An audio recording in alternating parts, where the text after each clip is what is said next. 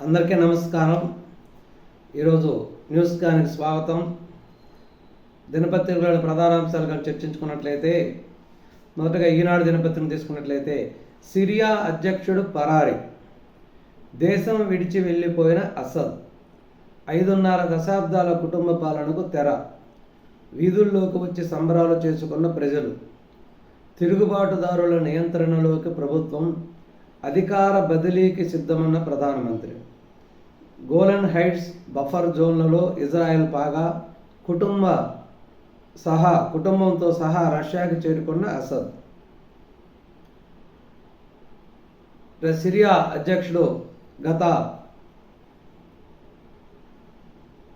5.5 దశాబ్దాల నుంచి నిరాటంకంగా పరిపాలిస్తున్నటువంటి దేశాధ్యక్షుడైనటువంటి అసద్ ఎట్టకేలకు ప్రజా ఉద్యమానికి లొంగి దేశం విడిచి పారిపోవడం జరిగింది.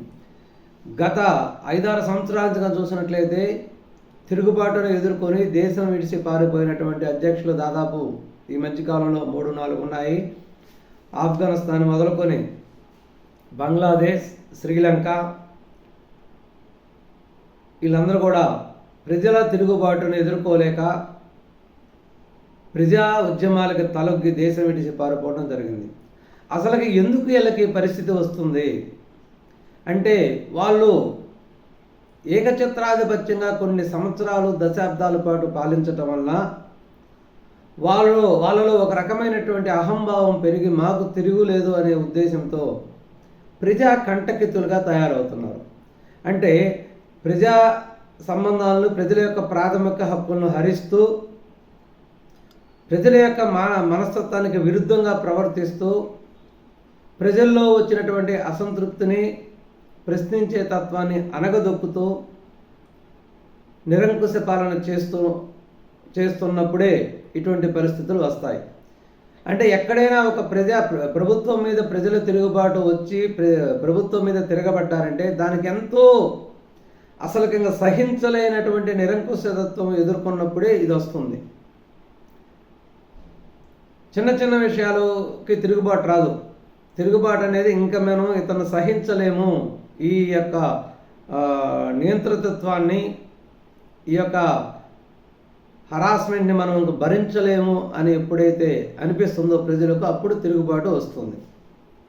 అప్పటి వరకు ప్రజల్లో ఎటువంటి తిరుగుబాటు రాదు. అంటే తిరుగుబాటుతనానికి నాయకత్వం వహించే వాళ్ళు ఉన్నప్పటికీ కూడా వాళ్ళని ప్రజలు ఫాలో అవ్వాలంటే కొంత సమయం పడుతుంది. అంటే అంత తీవ్రతగా పరిపాలన ఉన్నప్పుడే ప్రజల్లో తిరుగుబాటు వస్తుంది. కాబట్టి ఇప్పుడైనా కూడా నిరంకుశ పాలన కానీ చేసినట్లయితే ఏదో ఒక రోజు దేశం విడిచి పారిపోయే పరిస్థితి వస్తుంది, ప్రాణాల మీద కూడా వస్తుంది. ధాన్యం సేకరణలో నిబంధనల సరళతరం ఎప్పుడు? అన్నదాత ప్రయోజనాన్ని పట్టించుకొని అధికార గణం, తేమ శాతం మొదలు అడుగడుగున సతాయింపులే, 2019కు ముందు నాటి విధానమే మేలంటున్న రైతులు. కూటమి సర్కారు విధానాలతో పరిశ్రమలు వస్తున్నాయి, విశాఖ, అనకాపల్లి జిల్లాలపై పారిశ్రామికవేత్తల చూపు. ఎప్పుడైతే ఎన్డీఏ కూటమి సర్కారు వచ్చిందో పారిశ్రామికీకరణ విధానాల్ని, పాలసీలని సరళీకరణం చేసి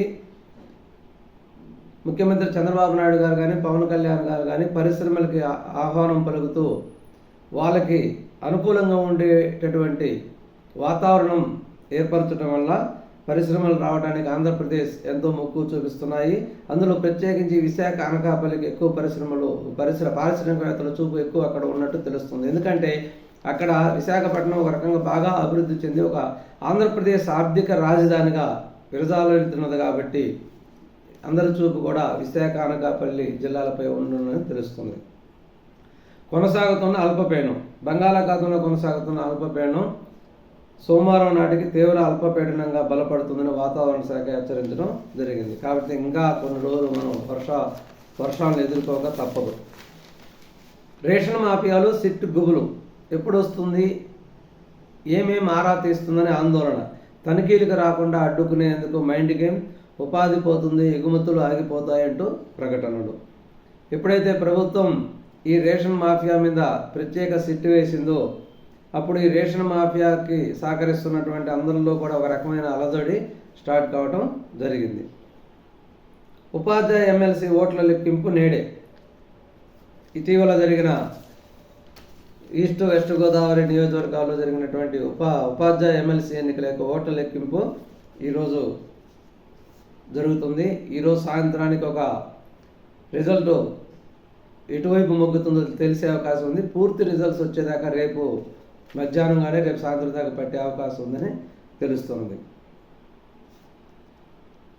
10-11 తేదీలో కలెక్టర్ల సదస్సు విజన్ డాక్యుమెంట్లను విడుదల చేయనున్న సీఎం. యాంత్రీకరణతోనే వ్యవసాయం లాభసాటి, కేంద్ర సహాయ మంత్రి పెమ్మసాని చంద్రశేఖర్ అగ్రిటెక్ ఇన్నోవేషన్ సెంటర్కు భూమి పూజ. విజయసాయిరెడ్డి ఆ బెదిరింపులేంటి, బుద్దా వెంకన్న ధ్వజం, చర్యలు తీసుకోవాలని సిపికి ఫిర్యాదు. విజయసాయిరెడ్డి మధ్యస్థిమితం లేకుండా మాట్లాడుతున్నాడు. ఎందుకంటే విజయసాయిరెడ్డి కేసు మీద ఎల్ఓసి అంటే కొత్తగా ఏర్పడిన సిట్ అనేది ఎల్ఓసి లుకౌట్ నోటీసులు జారీ చేయడంతో విజయసాయిరెడ్డిలో అలజడి మొదలయ్యి ఎట్లంటే అట్లా మాట్లాడడం జరుగుతుంది. ఏదైనా కేసు బుక్ చేయనప్పుడు ఆ కేసుకు సంబంధించిన లుకౌట్ నోటీసులు జారీ చేస్తారు సాయిరెడ్డి గారు, మీకు తెలియదేం కాదు. అంతేగాని నా మీద 22-23 కేసులు ఉన్నాయి, నేను సిబిఐ పర్మిషన్ లేదు బయటకు పాలేను, అటువంటిప్పుడు నా మీద లుకౌట్ నోటీసులు అవసరమా? చంద్రబాబు నాయుడు ఊరికి వదిలిపెట్టాం, మళ్ళీ మా ప్రభుత్వం వచ్చినప్పుడు అరెస్ట్ చేస్తాం, శిక్షిస్తాం, అప్పుడు దాకా బతుకుంటే శిక్షిస్తాం అంటే నీ ఉద్దేశం ఏంటి? ఒక కసాయి సాయిరెడ్డి లాగా ప్రవర్తిస్తే ఎట్లా విజయసాయిరెడ్డి? ఎల్ఓసి జారీతో విజయసాయిరెడ్డిలో అలజడి. సీఎంపై అనుచిత వ్యాఖ్యలు చేస్తే కఠిన చర్యలు, హోంమంత్రి అనిత స్పష్టం. అది ఈరోజు ముఖ్య అంశాలు. మరొక ముఖ్యమైన అంశంతో మళ్ళీ కలుద్దాం. ధన్యవాదాలు, నమస్కారం.